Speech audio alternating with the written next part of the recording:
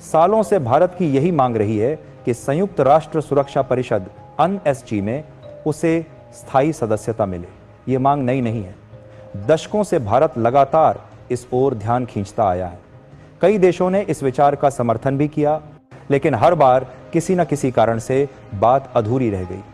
हाल ही में जब भारत को 146 से भी ज्यादा देशों का समर्थन मिला, तो लगा कि अब यह सपना हकीकत बनने वाला है।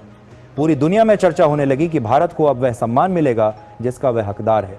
संयुक्त राष्ट्र महासभा में बैठकों का माहौल बदला हुआ था।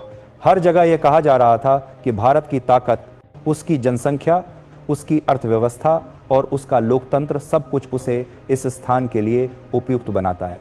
और सबसे चौंकाने वाली बात यह रही कि चीन, जिसे भारत अक्सर सबसे बड़ा अवरोध मानता रहा है, उसने भी इस बार अप्रत्याशित रूप से भारत का समर्थन कर दिया। जैसे ही यह खबर बाहर आई, हर भारतीय के दिल में उत्साह की लहर दौड़ गई। सोशल मीडिया पर चर्चाएं होने लगी।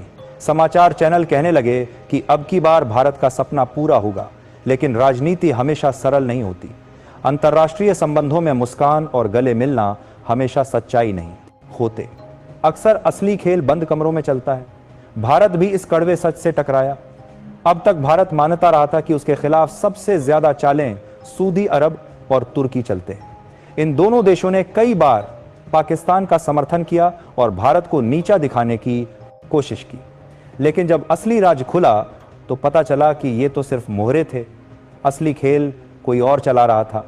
भारत ने लंबे समय तक एक देश से अपने रिश्ते बेहतर करने की कोशिश की थी। कभी व्यापार के नाम पर, कभी कूटनीति के नाम पर भारत ने उसके साथ पुल बनाने की कोशिश की। लेकिन वही देश अचानक भारत के खिलाफ खड़ा हो गया। दोस्तों, ये देश और कोई नहीं बल्कि अमेरिका था। जी हाँ, वही अमेरिका जो अक्सर लोकतंत्र और न्याय की बातें करता है। वही अमेरिका जिसने हाल ही में कहा था कि भारत को स्थायी सदस्यता मिलनी चाहिए। लेकिन जब असली वक्त आया, जब 5 देशों के बंद कमरे में फैसला होना था, तो अमेरिका ने वीटो का इस्तेमाल कर दिया और भारत की राह रोक दी। इस खबर ने सबको झकझोर दिया, क्योंकि ये वही